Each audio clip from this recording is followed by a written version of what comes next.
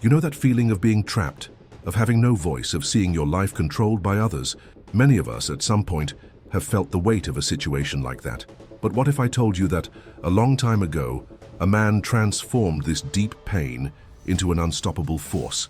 He was neither a king nor a general, he was just a slave. But his desire for freedom was so great that he made Rome tremble. The man most feared by Rome was a slave. If you are looking for inspiration to fight for your own challenges, this is the story of Spartacus, a name that has become synonymous with courage and revolt against the impossible. The rebellion of Spartacus, the slave who made Rome tremble. Imagine the scene. A man in chains, his body marked by pain, and his soul thirsting for freedom. He was a slave, and in Rome that meant being nobody. But this was no ordinary slave. His name was Spartacus, and he would do the unthinkable. Can you imagine a single man coming from nowhere, gathering a crowd of helpless people and bringing an entire empire to its knees? Well, that's exactly what Spartacus did. Against all odds, he led an army of over 1,000 soldiers and 1,000 fugitives and slaves, and together they not only faced the mighty Roman legions, they defeated them one battle after another. It's the story of a gladiator who refused to accept his fate and became a symbol of resistance. In this video, we'll delve into the life of this legendary warrior who defied Rome and etched his name in history forever. Spartacus, a riddle called origin. Our great historians of the past, such as Plutarch and Appian of Alexandria, give us clues about Spartacus's origins. He was probably born in Thrace, a region north of Macedonia. Interestingly, the name Spartacus was actually the name of a place in Thrace, and since it was the Roman custom to give slaves names that indicated their homeland, it is quite likely that our hero received this name when he became a gladiator. Unfortunately, his real name has been lost in the mists of time. The Thracians, for the Romans, were considered barbarians, people without the slightest capacity to live in an advanced society like theirs. Pure prejudice. But the historian Plutarch, with his wisdom, made a point of undoing this stereotype. He wrote that Spartacus was a man endowed with unusual intelligence and insight, with a very high culture. In the words of Plutarch himself, Spartacus was more Greek than Thracian, a true scholar in the body of a gladiator. Shepherd, soldier, gladiator, the many faces of Spartacus. But this is where Spartacus's story takes on a touch of mystery. Records of his life in Thrace are scarce. One theory is that he started out as a pastor. But forget the image of a peaceful countryside. Ancient Thrace was a wild place where shepherds faced wolves, bears, and even bandits. Who knows? Maybe these daily battles didn't light the fire of fighting in him. It was then that Spartacus exchanged his staff for a sword, becoming a soldier. If we look at what Appian of Alexandria wrote, the information is scant. A Thracian who fought against the Romans was defeated, captured, and sold into slavery. A brutal journey. However, historian Publius Anel Florus presents us with an intriguing version. Spartacus would have been initially a Roman mercenary. Yes, he would have served as an auxiliary soldier, one of those non-Romans who fought side by side with the legions, using lighter weapons. If this version is true, a lot falls into place. It explains how Spartacus would have acquired a deep knowledge of Roman war tactics, knowledge that he would use in devastating ways against his former masters. Florus also tells us that, at some point, his military career fell apart, perhaps due to accusations of desertion and theft. That's when he became a slave and eventually a gladiator, driven by his physical strength. Plutarch even corroborates this version, which makes it even stronger. Spartacus, the fallen warrior and the whisper of fate. Imagine a man, strong, proud, with the discipline of someone who has donned the armor of Rome, defending his vast empire. This was Spartacus. He was no novice in war. He knew every maneuver, every weak and strong point of the most feared army of antiquity. His muscles and mind were forged for battle, his loyalty sworn to Roman glory. But fate sometimes likes to play tricks. For reasons that time has stubbornly hidden, Spartacus deserted. And here lies a detail that makes us sigh. He was not alone. At his side at the moment of capture was his wife. She was no ordinary woman. The stories tell that she was a prophetess of his Thracian people, someone who saw beyond the veil of the present. Think of the scene. The warrior of Rome, now a traitor, and his wife, the seer, both in chains, the uncertain future weighing heavily upon them. A heartbreaking image, isn't it? Before we continue, make sure you are subscribed to the channel. Only here will you have the best stories of ancient Rome, the shadow of slavery, an untold price.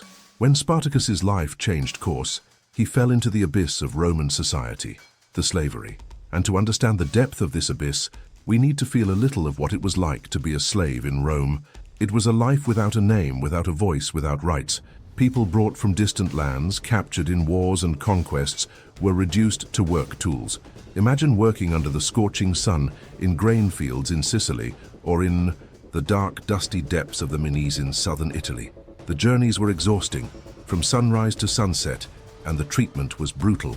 To the Roman, a slave was not a human being. He was a property, like a tool or an animal. The owner had absolute power, could whip, torture, even kill, and faced no legal consequences. Even though there were different grades of slaves, from those working in wealthier households to the more numerous ones in the fields and mines, the reality was the same, an existence of relentless physical labor and daily suffering. The cry of oppression, the seed of revolt. But the flame of hope, even under tons of oppression, never goes out completely. And this injustice, which weighed on thousands of shoulders, began to bubble and explode. Between the years 35 and 104 BC, Rome felt the consequences of its cruelty with two major crises: the First and Second Servile Wars, which mainly affected Sicily. Tens of thousands of slaves, pushed to the limit of resistance, took up arms. They wanted their freedom. But despite being many, what Spartacus had in abundance was missing: organization. Therefore, these first attempts at revolt, however courageous they were not successful. The Roman Senate, blinded by arrogance, saw these revolts as mere nuisances. How could a ragtag band of slaves even scratch our professional and unbeatable army, they thought. This was the phrase that echoed through the corridors of power, but it would soon turn into a cry of terror. They were terribly mistaken. Spartacus. The leader Rome underestimated this complacency of the Roman elites would cost dearly, very dearly. And the price began to be paid when the Third Servile War broke out. This time, there was a leader, a man forged in adversity and with a past that prepared him for this moment: Spartacus. He was no ordinary slave. As a former auxiliary soldier of Rome, he was not only a fierce fighter and skillful in the handling of any weapon, but he also knew the tactics and weaknesses of the empire that had enslaved him. For Roman law, as a slave, he was already condemned to death. He had nothing to lose. And it was because of this same brute force that his captors decided to sell him as Gladiator, an entertainment machine for the arenas. Little did they know that they were selling the seeds of Rome's own destruction. The cradle of rebellion, Gladiator School. After being sold, Spartacus and a group of other men were taken to the school of Lentulus Batiatus in Capua. Lentulus was what they called a lanista, a businessman who trained gladiators for the spectacle of death. The school at Capua was a place of iron, sweat, and blood, where men were molded for the arena. There, Spartacus and his companions were subjected to a rigorous training. They learned to handle the heavy sword, the trident, the net. They perfected every movement, every blow. They became fighting machines. But Spartacus's mind went far beyond the walls of the school. He saw the desperation in the eyes of his fellow fate brothers and knew there was a greater purpose than simply surviving a battle in the sand. In secret, he began to weave a web of hope among the other gladiators. With his sharp intelligence and innate charisma, he convinced about 200 of them to join him. The goal? To break the chains, challenge the power of Rome, and seek the only thing that mattered: freedom. It was the year of 73 BC. The plan was drawn up. Adrenaline was running through their veins. Spartacus, along with his 200 brothers in the cause, tried to escape from the training center in Capua, but fate, or perhaps carelessness, caused them to be discovered. The escape attempt turned into a desperate fight. Without proper swords or spears, the reports say, they used everything they had at hand: kitchen utensils, training tools, pieces of wood. Each object became a weapon in the fight for life. And it was there, in that moment of desperation, that their rebellion really started. The spectacular escape and the first steps to freedom.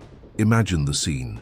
Instead of shining swords and sharp spears, they had kitchen knives and skewers. It was chaos turned into opportunity. Of the 200 gladiators who attempted the desperate escape, some 70 men managed to break through the barriers. feeling the air of freedom for the first time in a long time. And they didn't leave empty-handed, you see. In a quick and calculated action, they took what they could of gladiator weapons and armor, the minimum to survive. Freedom was theirs, yes, but the celebration would have to wait, because Roman Republic was already on his tail, like a relentless hunting dog. With adrenaline pumping and the future uncertain, the first thing these fugitive warriors did was what every group needs to do to survive: choose their leaders. In addition to Spartacus, two big Gauls, also former slaves and gladiators of fearsome reputation, were chosen to be at his side: Crixus and Venomius, with their improvised weapons, which now seemed more dangerous in the hands of such desperate men, and a courage that set the eyes on fire. They were so imposing that the guards at the gates of Capua, frightened by the determination of that group, did not even dare to stop them from leaving. They were free, but the journey had only just begun. From here on, the story gets a bit hazy, because the records from the time are a bit confusing and full of different versions. But what we know for sure is that Spartacus and his men didn't run away to hide forever. They faced and defeated some Roman soldiers who were sent to stop them, showing Rome that this was no ordinary revolt. After this initial victory, which must have given the group a huge boost, they made a strategic raid in the Capua region, taking everything they could: food, supplies, and some more weapons. Mount Vesuvius, the refuge and cradle of rebellion. Spartacus, with the strategic mind of a true commander, knew that 70 men, no matter how brave and desperate they were, would not last long against the gigantic and organized troops of Rome. More men were needed. So what did he do? He began to recruit more people to your group still in the Capua area before the Roman siege tightened, and he succeeded. With a growing number of followers, he gave the order that would change the course of everything. Let's go to the Mount Vesuvius. Yes, that imposing and at the time dormant volcano which rose majestically on the horizon. It was there that they would hide, fortify themselves, and plan the next steps of their daring rebellion. The news of Spartacus's escape and the promise of freedom spread like wildfire through the fields, mines, and villages where the slaves' lives were a daily hell. And do you know what happened? A veritable flood of slaves began to join him. Men and women, tired of a life of servitude, preferred to risk everything, to live as fugitives, free, rather than remain chained in the hands of the Romans. Among these new recruits was everything from slaves born in captivity, who had never known freedom, to soldiers captured in Rome's many wars, who now saw a chance to take revenge on their captors. The rebellion was growing before our eyes, transforming a handful of gladiators into an embryonic army. Rome awakens. Worry and blinding arrogance. It was then that Rome, with all its pomp and power, finally woke up to reality and decided to act with full force. And the reasons were many, all linked to the comfort and reputation of the powerful. First, of course, they wanted to put an end to the criminal and rebellious actions of these men who were challenging the established order. But there was something else, something that hurt the pocketbook and the vanity of the elite. Spartacus's attacks were happening in Campania, a paradisiacal region that the rich and powerful Romans loved to spend their holidays, build their luxurious villas, and relax. To make matters worse, the place was full of properties that belonged to the most diverse authorities of the Republic. Mess with their comfort and their pockets. Oh, Rome would not allow that under any circumstances. The message was clear: disorder would not be tolerated, especially not in their leisure and investment areas. So the decision was made in the halls of the Senate, amid heated discussions. Spartacus's revolt would be crushed quickly and without mercy. The task was given to the praetor Gaius Claudius Glaber. He was tasked with gathering troops and going, after the rebellious gladiators, putting an end to that affront. The problem was that Gaius Claudius, underestimating the enemy, failed to assemble Rome's elite legions, the ones that were used to fighting and winning for real. Instead, he assembled a curious mix of very inexperienced militiamen and soldiers, mostly armed civilians with little training. However, even though they were not the cream of the Roman army, they were many.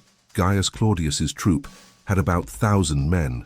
With these people, he set off for Mount Vesuvius, certain that victory would be easy, where Spartacus and his men were camped. The strategy of Gaius Claudius and the genius of Spartacus Gaius Claudius with the typical arrogance of a Roman who underestimated his adversaries, thought that these slaves were not worth the risk of losing his troops in a direct battle. He decided then to be smart. He ordered his men blocked the only main trail to descend the mountain, blocking the rebels' exit. That way, he thought, Spartacus's men would have no way to escape and would not be able to get food and water. Basically, Gaius Claudius decided to sit back and wait. He believed with all his Roman certainty that hunger and thirst would make his enemies surrender quickly, like ripe fruit falling from a tree. But he would soon discover in the worst possible way that he had underrated and very your opponents. Gaius Claudius was not wrong in believing that the men led by Spartacus had not received sophisticated military training or state-of-the-art weapons. But to make up for this deficiency, those men had something much more valuable, forged in their own misery: ingenuity and insight. They hatched a plan that was pure genius, an unexpected masterstroke. Since Gaius Claudius believed that they would soon starve to death and therefore pose no immediate threat, Spartacus's men had an unexpected freedom to act without being closely observed. And to overcome this seemingly impossible siege, the impossible: escape, the rappel down the mountain and the surprising turn. Gaius Claudius Glabro, the Roman commander, smiled, certain of his victory. He had blocked the only way to Mount Vesuvius, thinking that the rebels would die of hunger and thirst, like animals caught in a trap. But he had not counted on Spartacus's cunning. While the Romans waited below, with the arrogant patience of those who already feel they have won, Spartacus and his men had a brilliant and bold idea. They took the vineyards and the strong branches of the trees that grew on the steep slopes of the volcano and, with impressive creativity, transformed everything into roofs and improvised ladders. Imagine the scene. In the middle of the dark and silent night, or perhaps under the strong sun, these gladiators and slaves, accustomed to fighting for their lives and defying death, began to descend the mountain on a side that Gaius Claudius had left completely unguarded. After all, who would be crazy enough to try to descend a volcano by a cliff, thinking it was impossible? They did it. They believed that no human could achieve such a feat, and that was exactly where Spartacus's genius shone. In a bold and surprisingly silent move, Spartacus's troops managed to go around the entire mountain and flank Claudius's men. The Romans, who were dozing in their false security, were completely taken by surprise and amazed. They couldn't understand how those disorganized slaves appeared out of nowhere behind their backs. With no time to react, they were defeated with a frightening ease. It was a fantastic victory for Spartacus, the first great blow, and one of the most humiliating against the empire that had enslaved him. That day on Vesuvius marked the beginning of a legend. And what about the pretentious Gaius Claudius? Well, history does not tell what happened to him after this battle at Vesuvius.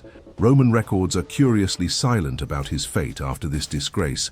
There are two possibilities: either he died right there in the heat of battle, which is the most likely hypothesis given the magnitude of the defeat, or he managed to escape, but his shame was so great that the Romans simply erased his name from the historical records. What a humiliation, huh?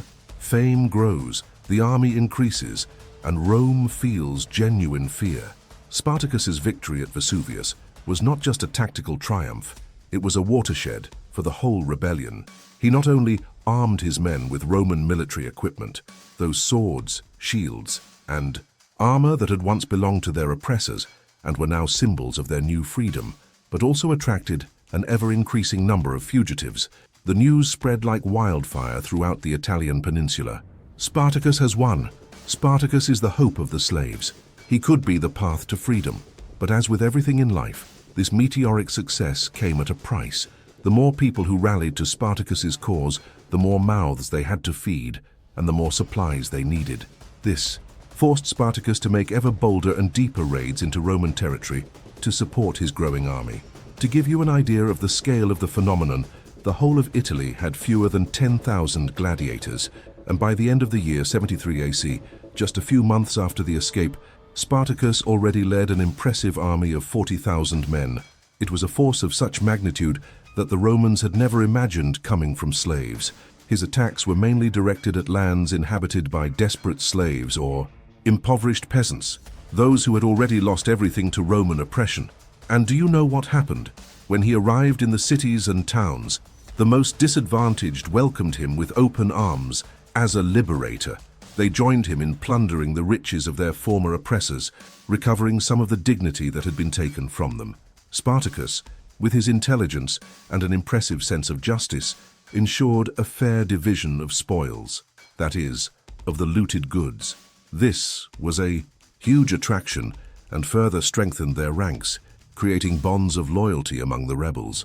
It was their revenge of the oppressed taking shape and gaining strength. More defeats for Rome. Publius Varinius in trouble. With the humiliating defeat of Gaius Claudius, Rome had no choice. The affront was too great. It needed to send someone stronger, more experienced, to solve the Spartacus problem once and for all. This time, the chosen one was the praetor, Publius Varinius, a career military man, who took with him two trusted men, Furian Chinese, both experienced officers. The historian Plutarch recorded that Varinius, although more experienced, made the same mistake as his predecessor, fueled by Roman arrogance. Overconfident, he decided to divide his forces, leaving about 2,000 men under the command of Furius, believing that together they would corner and crush the rebels. Like Gaius Claudius, Varinius believed that getting rid of those slaves would be easy, a simple matter of time. But fate, as with his predecessor, was not at all kind to him. Spartacus's men, driven by a mixture of desperation and a growing faith in their leader, imposed another humiliating defeat for the Romans. And that wasn't all. The rebels' audacity went further. They managed Druncino, one of Varinius' trusted men, and narrowly avoided capturing the praetor himself. The sight of a Roman magistrate being dragged away as a prisoner would have been a devastating blow to Rome's morale. To make matters worse and add to the humiliation, Spartacus and his men managed once again to capture a pile of military equipment of the defeated Romans, strengthening his arsenal.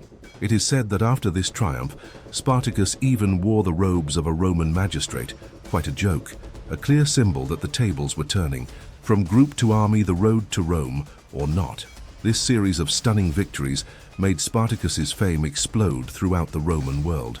That small group of 70 men who had escaped from a gladiator school in Capua had become a colossal army of over 70,000 warriors.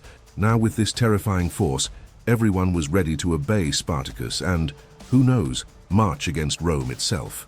The name of Spartacus was a whisper of hope to the oppressed and a cry of terror to the rich and powerful. Since the year was already too advanced to attempt to cross the dangerous Alpine mountains, the snow and cold would make the crossing impossible for such a large army without adequate winter supplies. Spartacus made a strategic decision. He headed south into Italy, seeking to establish his dominance in the rich regions of the Lucania and Bruttius. To strengthen his army and make it even more self-sufficient and independent of plunder, Spartacus took smart measures. He prohibited the entry of gold and silver into the cities he controlled, as he did not want his men to stray in search of riches. But in return, he encouraged the import of iron and the coming of talented blacksmiths. The goal was clear: to manufacture weapons and armor for his new and numerous recruits, making his army an increasingly efficient war machine. Spartacus's idea was to return to the north, yes, but no longer as a band of fugitives, but as a powerful army capable of facing Rome on equal terms, a true challenge to its hegemony. The seed of discord, different strategies, disastrous consequences.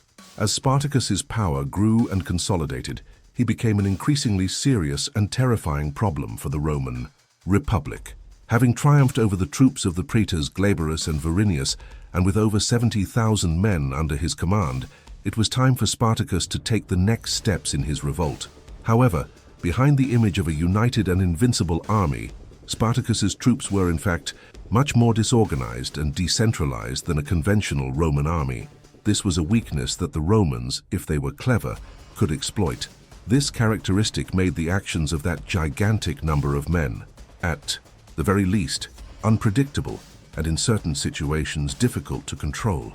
And this unpredictability became even more evident when the main leaders of the rebellion, Spartacus and Crixus, began to disagree.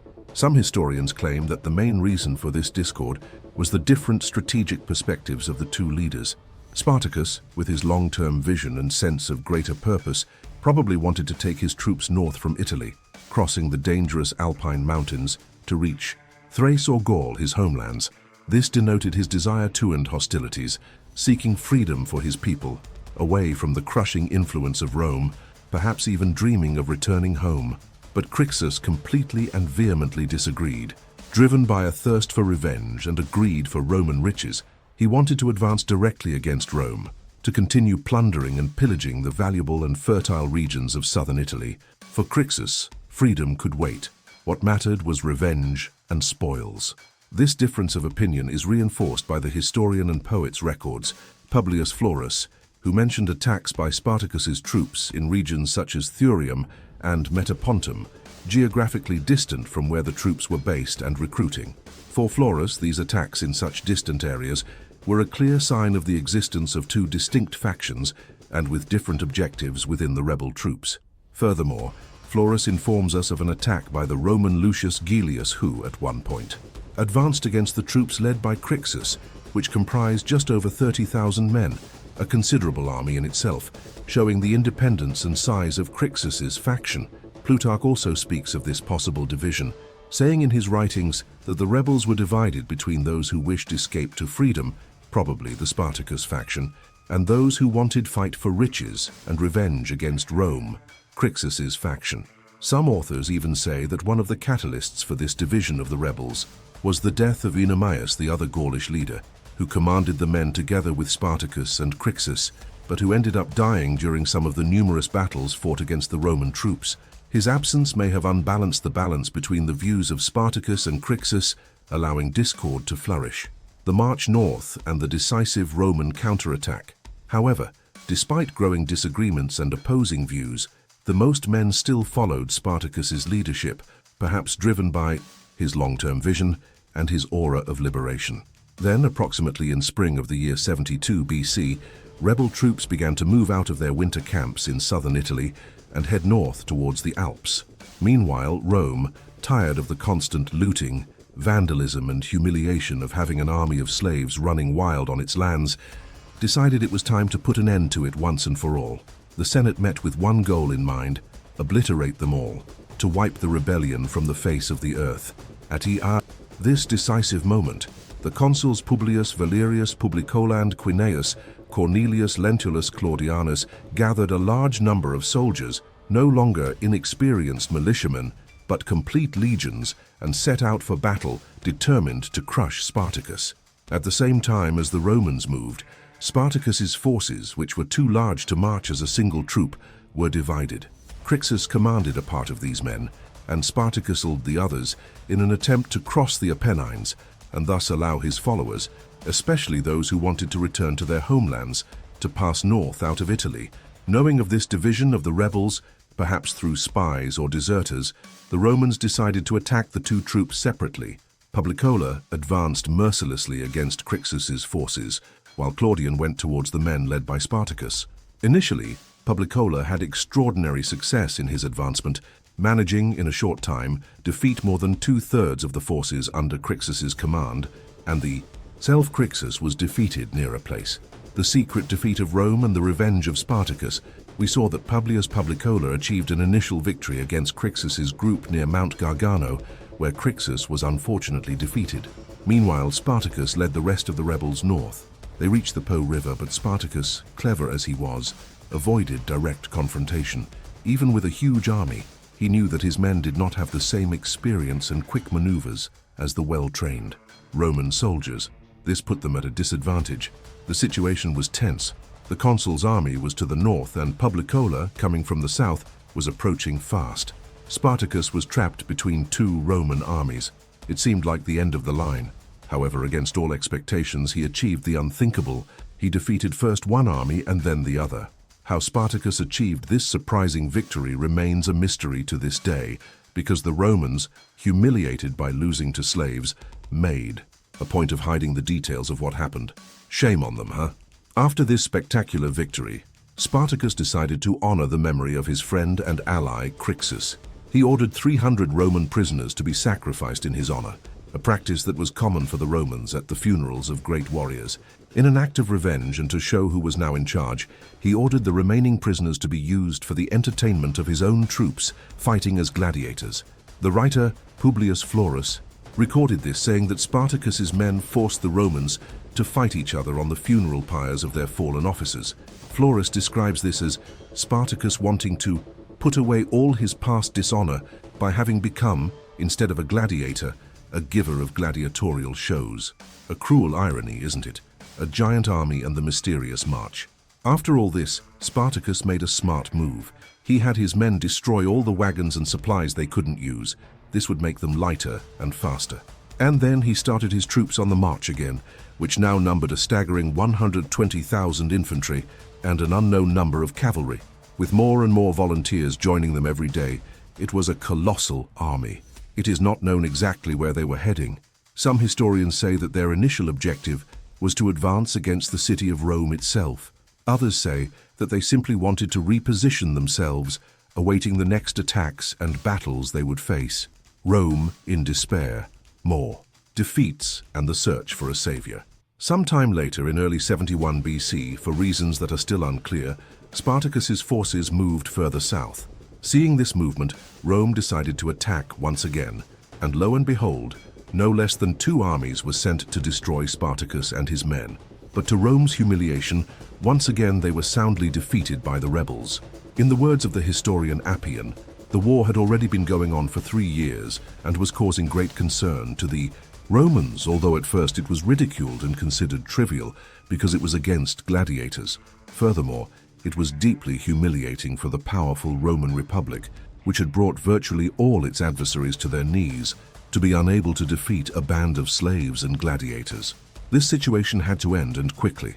It was decided that the leadership of Publicola and Claudianus had been weak and ineffective. They were summarily retired from their prestigious positions in the Roman Senate. But there was a serious problem. Spartacus had so instilled such fear in the Roman elite and had already defeated so many prestigious generals that no one wanted to take command of the troops that would go against him. Furthermore, there was a general lack of confidence on the part of the Romans that the consuls could finally defeat Spartacus, who was already in his 3rd year of fighting for freedom. The fierce resistance and successive victories of the rebel leader had shaken the confidence of the Roman people in their own army and its leaders.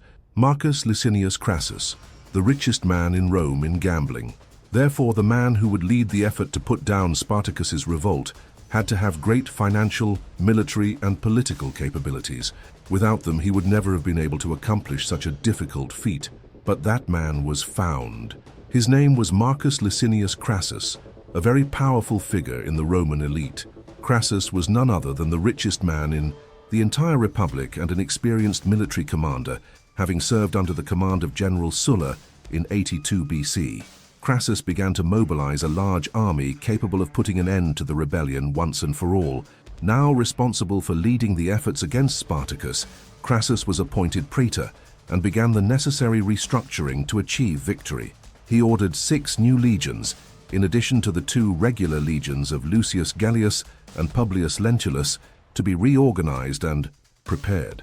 It is worth noting that he was very successful. He quickly managed to gather between 32,000 and 48,000 infantry troops, in addition to more auxiliary soldiers in his army.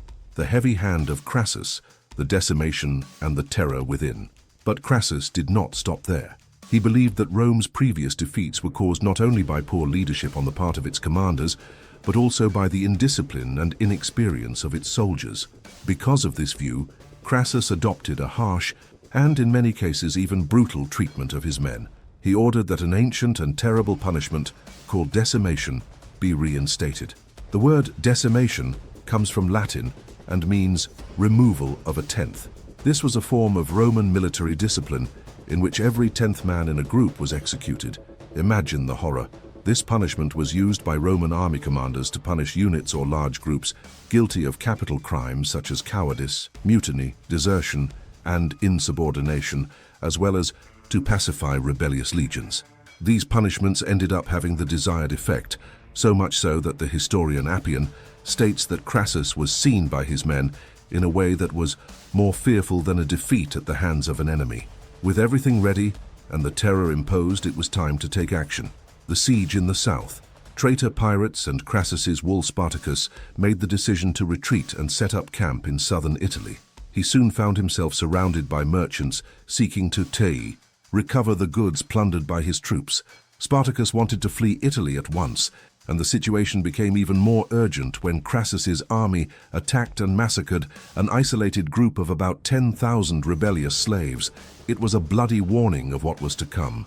Knowing that Spartacus and his troops were in southern Italy, Crassus deployed 6 of his legions to the region's borders and detached his ally Lucius Mummius with 2 legions to maneuver behind Spartacus. In his writings, Plutarch tells us that Spartacus made a deal with pirates to transport him and about 2,000 of his men to Sicily. The idea was to incite a new slave revolt there and gather more reinforcements. However, he was betrayed by the pirates, who accepted the payment but then abandoned the rebels, leaving them in the lurch. There are reports that this caused a great deal of trouble among Spartacus's troops. They reportedly tried to build rafts or makeshift ships to try to escape, but Crassus took unspecified measures to ensure that the rebels did not cross over to Sicily, causing Spartacus to abandon his escape attempt. After this, Crassus had his army move quickly and build a system of moats and walls that was 60 kilometers long. It was a gigantic project that ended up trapping Spartacus. Now he had Crassus's dams in front of him and the sea behind him, which made it impossible for him to move. This made Mummius, who had been given express orders not to face Spartacus's men, feel confident. He then decided to move forward, as he believed he had seen a great opportunity. However, he failed and was defeated again. After this defeat of Mummius, Crassus proved to be more competent and achieved some victories in certain battles where he decimated more than 6,000 warriors commanded by Spartacus, but still without achieving a definitive triumph. Hey, what do you think of this story? Leave a comment. The last division and the final hunt Crassus then forced Spartacus and his men to move south through Lucania, where Crassus was gaining an increasingly strong advantage. The rebels were now besieged and out of supplies. At this stage of the war, the force led by Spartacus again split. This was possibly due to differences between those who wished to continue plundering and those who sought a way out of Italy, or perhaps even ethnic tensions between the different groups that followed Spartacus. The majority of those who split were Gauls, probably the faction that had followed Crixus before his death, and who still yearned for more plunder and glory. Crassus, taking advantage of the division, attacked these dissident forces and managed to decimate. The fall of Crixus and Spartacus's masterstroke. The last time we saw each other, the Roman consul Publicola had advanced against Crixus's group near Monte Gargano. The result was a tragedy for the rebels. Publicola won a crushing victory, and Crixus, the brave and impetuous Gaul, fell in combat, losing some 30,000 men in the massacre. It was a heavy blow, a hole in the heart of the rebellion, but for the Romans it was a symbol of restored honor. They had recovered the eagles of their legions, lost in previous clashes, a disgrace that was now washed away in rebel blood. As tragedy unfolded for Crixus, Spartacus led the rest of the rebels north, perhaps dreaming of reaching the Alps and ultimately freedom beyond Roman borders. They even reached as far as the Po River and initially avoided direct confrontation. Spartacus, with his strategic mind, knew that even with an army that was swelling by the day, his men, though brave, lacked the maneuverability and impeccable training of the Roman soldiers, honed by years of war. This put them at a disadvantage in the open field. Spartacus's situation was desperate. The consul's army was to the north, and Publicola, coming from the south after crushing Crixus, was closing in fast. Spartacus found himself cornered, squeezed between 2 Roman armies. It seemed like the end of the line for the rebellion, the perfect trap. Yet against all odds, he achieved the unthinkable. He defeated first one army, then the other. Exactly how Spartacus achieved this astonishing victory remains a mystery to this day, shrouded in legend and whispering. The Romans, their dignity wounded and the shame of losing to slaves, made a point of keeping the details of what happened secret. What an unspeakable humiliation for the most powerful empire in the world to have its defeats by slaves erased from official history. Revenge and a giant army in southern Italy, the new rebel capital. After this spectacular and mysterious victory, Spartacus did not hesitate to honor the memory of his friend and ally Crixus. In a solemn and brutal act, he ordered 300 Roman prisoners to be sacrificed in honor of the fallen warrior, a ritual that the Romans themselves performed for their great leaders. But Spartacus went further. In an act of calculated revenge and retaliation against the Romans, he ordered the remaining prisoners to be used for the entertainment of his own troops, forcing them to fight as gladiators. The writer Publius Florus recorded this moment with a tone of sharp irony. He said that Spartacus's men forced the Romans to fight each other on the funeral pyres of their fallen officers, as if they wanted to wipe away all their past dishonor for having become, instead of a gladiator, a giver of gladiatorial spectacles. A poetic and painful revenge, isn't it? The man who had been forced to fight for fun now forced his former masters to feel the terror of the arena, experiencing firsthand what he and his brothers had experienced. After this, Spartacus, with the vision of a true general, thinking about the logistics and agility of such a large army, ordered his men to destroy all the wagons and supplies that they could not use. This would make them lighter and faster, essential for future maneuvers. And then he restarted the march of his troops, which now had a staggering number of 120,000 infantry soldiers and an unknown number of cavalry. With more and more volunteers joining them every day, it was a colossal and unstoppable army, a true tidal wave of free men. Despite their size, it is not known exactly where they were headed. Some authors claim that their initial objective was to advance against the city of Rome itself, perhaps for a final symbolic blow to the heart of the empire. Others say that they simply wanted to reposition themselves, perhaps to spend the winter or to await the next attacks and battles they would face, seeking the best terrain for the final fight. The arrival of Crassus, the richest man in Rome in the game. Sometime later, in early 71 BC, for reasons that have not yet been fully clarified, Spartacus's forces moved further south into Italy. Seeing this movement, Rome, desperate and humiliated, decided to attack once again. And just look at the irony. No less than 2 armies were sent to destroy Spartacus and his men. But to Rome's even greater humiliation, once again they were utterly defeated by the rebels. In the words of the historian Appian, the war had already been going on for 3 years and was causing great concern to the Romans, although at first it was ridiculed and considered trivial because it was against gladiators. Furthermore, it was deeply humiliating for the powerful Roman Republic, which had brought virtually all its adversaries to their knees, to be unable to defeat a band of slaves and gladiators. This situation had to end, and quickly. Rome's honor was at stake. It was decided that the leadership of the consuls Publicola and Claudianus had been weak and ineffective. They were summarily retired from their prestigious positions in the Roman Senate, a public disgrace. But there was a serious problem. Spartacus had caused such great fear among the Roman elite and had already defeated so many prestigious generals that no one wanted to take command of the troops that would go against him.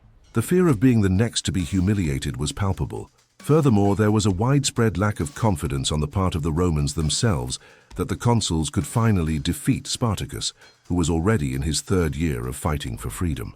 The fierce resistance and successive victories of the rebel leader had shaken the confidence of the Roman people in their own army and its leaders, something unthinkable. Therefore, the man who would finally lead the effort to put down Spartacus's revolt had to have great financial, military, and political capabilities. Without this triple strength, he would never have been able to accomplish such a difficult and risky feat. But that man was found. His name was Marcus Licinius Crassus, a very powerful figure in the Roman elite. Crassus was none other than the richest man in the entire Roman Republic, with a fortune that made him an empire in his own right. And it wasn't just money. He was an experienced military commander, having served under the famous General Sulla in 82 BC, which gave him the respectability and tactical knowledge he needed. Crassus, determined to crush the rebellion and, in the process, win all the glory for himself, began to mobilize a large army capable of ending the insurrection once and for all. Now responsible for leading the efforts against Spartacus, Crassus was appointed praetor and began the necessary restructuring to achieve victory.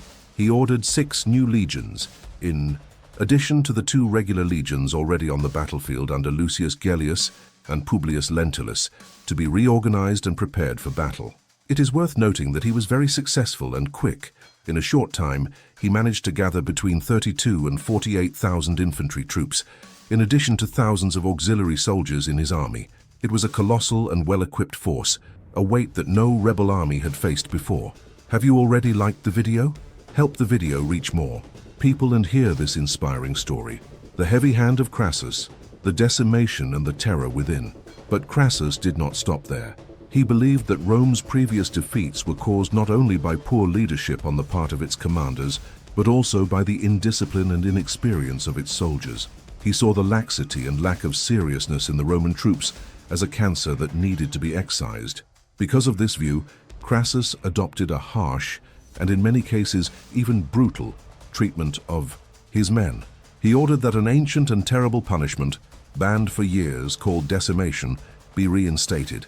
The word decimation comes from the Latin and means removal of a tenth.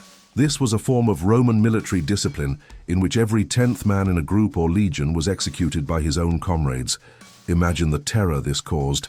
It was a punishment that not only killed, but also broke morale, instilling deep fear and forced loyalty.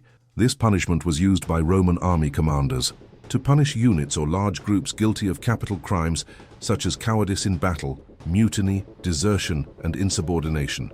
It was a way of cleansing the legions and preparing them psychologically for the relentless combat they would face against Spartacus.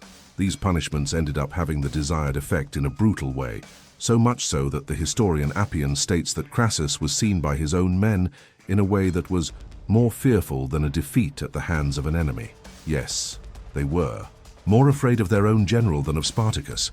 With everything ready, the army reformed, and the terror imposed, it was time to go into action. The siege in the south. Traitor pirates and Crassus wall Spartacus, feeling the pressure tighten, made the strategic decision to retreat and set up camp in southern Italy, in the region of Calabria, the tip of the Italian boot. He soon found himself surrounded by bold merchants, seeking to recover the goods looted by his troops, or perhaps to do business with the rebels. Spartacus wanted to flee Italy as soon as he could, as he felt the Roman pressure increasing.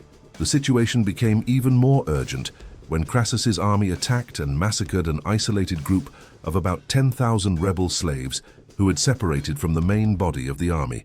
It was a bloody warning of what was to come, a show of force that made it clear that Crassus was not to be trifled with. Knowing that Spartacus and his troops were in southern Italy, Crassus deployed 6 of his legions to the borders of the region and detached his ally Lucius Mummius with 2 legions to maneuver behind Spartacus, closing off the land escape route.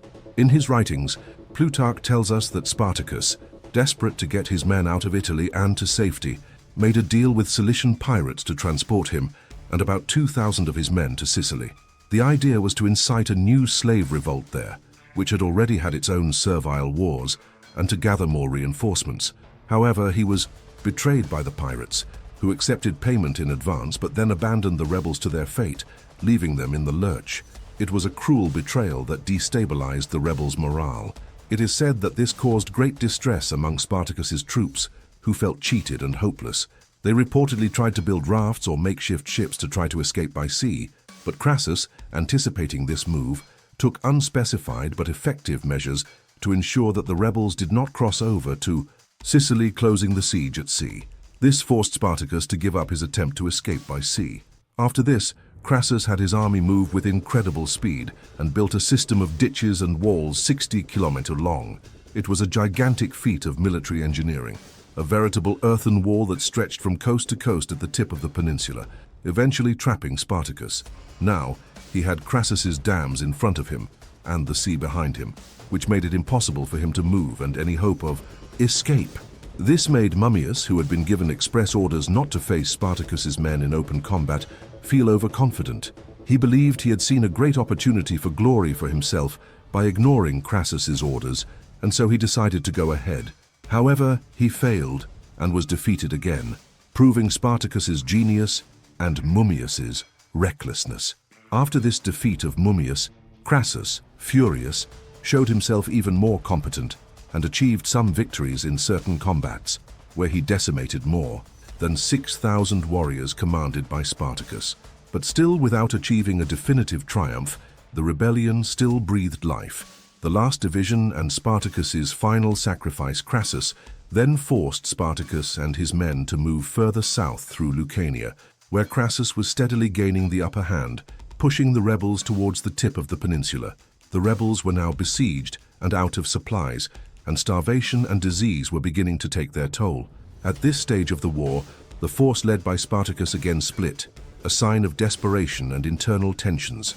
This was possibly due to differences between those who wished to continue plundering, the more radical faction, perhaps with remnants of the spirit of Crixus, and those who sought a way out of Italy, or even ethnic tensions between the different groups that followed Spartacus. Most of those who split were Gauls, again the faction more likely to seek plunder and individual glory, without Spartacus's long-term vision. Crassus, taking advantage of the division, attacked these dissident forces and managed to decimate about 30,000 men, a massacre that sealed the fate of a large part of the rebels. He could have caused even more casualties if it were not for the decisive intervention of Spartacus, who even at a disadvantage still managed to maneuver and protect part of his men. The sacrificed horse and the decisive battle. At this crucial moment, Roman politics entered the scene, in a curious way to say the least. The Roman Senate, impatient, was dissatisfied with Crassus, since they considered that his advance was not being fast enough, and this dissatisfaction began to grow even more because Sextus Pompey, yes, the son of the famous Pompey the Great, another ambitious and victorious general, had just returned from his glorious incursions into Spain with his legions intact and full of morale. Taking advantage of this coincidence, the Senate, which did not want to give Crassus all the glory, promptly ordered Pompey's forces to head south to assist Crassus. But Crassus viewed this situation with deep concern. He believed, and rightly so, that Pompey would steal his glory by having the final victory over Spartacus, arriving at the last minute to take credit. Therefore, he ordered his troops to advance with all speed to defeat Spartacus as quickly as possible, in order to prevent Pompey from significantly interfering in the fighting and taking the palm of victory. And, in the midst of all this struggle for power and glory, Spartacus, a born strategist until his last breath, saw a last and desperate opportunity to gain some kind of advantage. In a strategic move, he decided to negotiate with Crassus, believing that he would accept his terms for fear of losing his position to Pompey and having his glory stolen.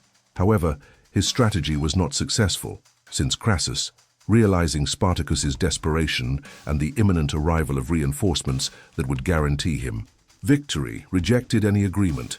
The decisive moment had now arrived, the final clash, and Spartacus knew it. He then ordered his troops to be assembled for the final battle, and he decided to make a symbolic act that would make your hair stand on end, a gesture of total commitment to the cause. According to Plutarch, he asked for his horse, the animal that had accompanied him in so many victories, to be brought, and, in an act that surprised and shocked all the men, Spartacus took the animal's life. Then he spoke the words that would seal his fate and that of his men. He said that if he triumphed that day, he would have many horses from the defeated Romans to choose from. In return, he said that if he were defeated, he would no longer need horses, because he would die fighting. It was all or nothing, freedom or death, with no plans of escape. A hero's end. The last battle and the mystery of the body.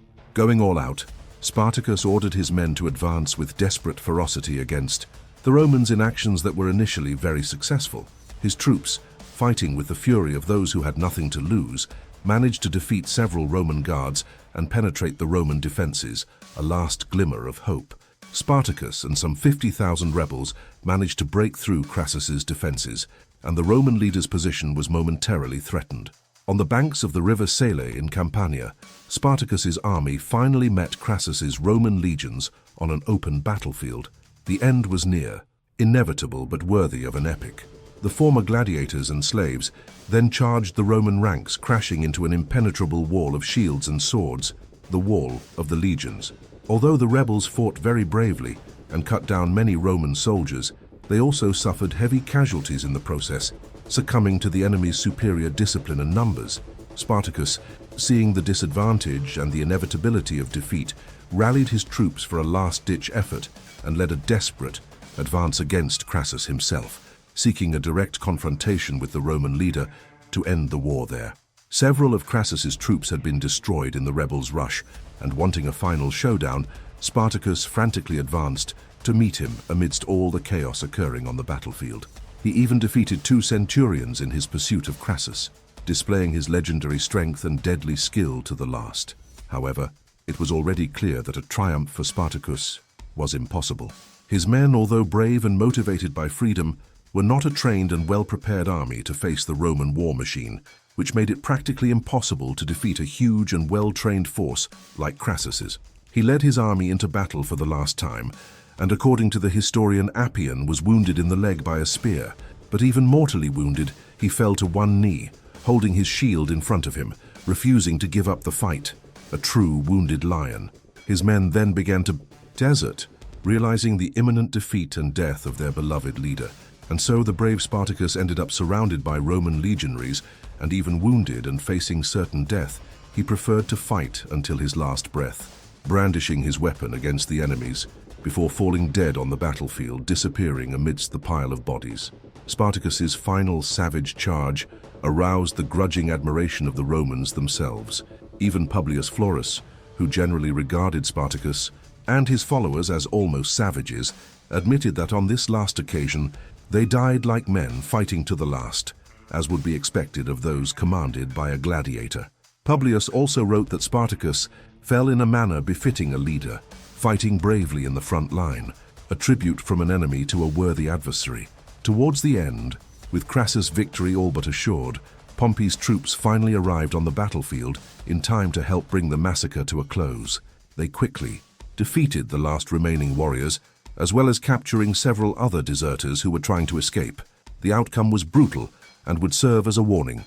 6,000 survivors of Spartacus's army were then hung on stakes along the Appian Way, the famous road that ran from Rome to Capua, and their bodies were left there to rot for years, exposed to the sun and wind, as a macabre and eternal warning against future uprisings.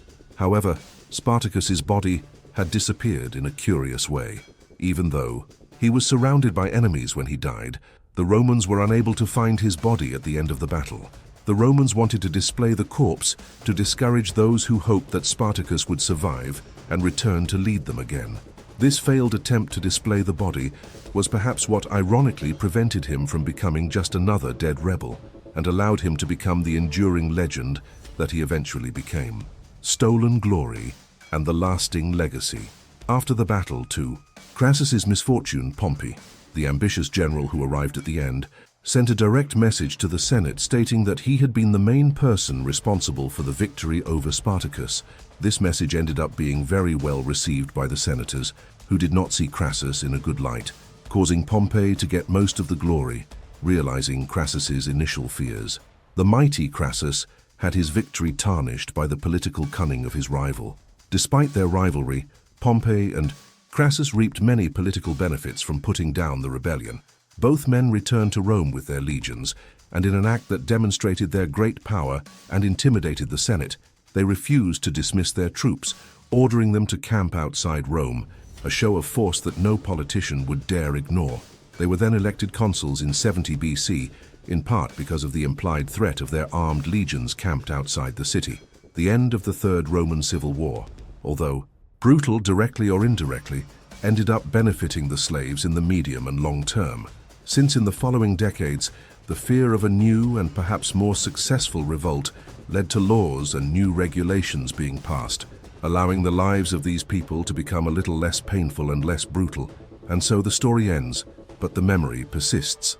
They remembered Spartacus, the slave and gladiator who dared to challenge Rome and ended up going down in history as one of the greatest warriors and symbols of freedom of all time.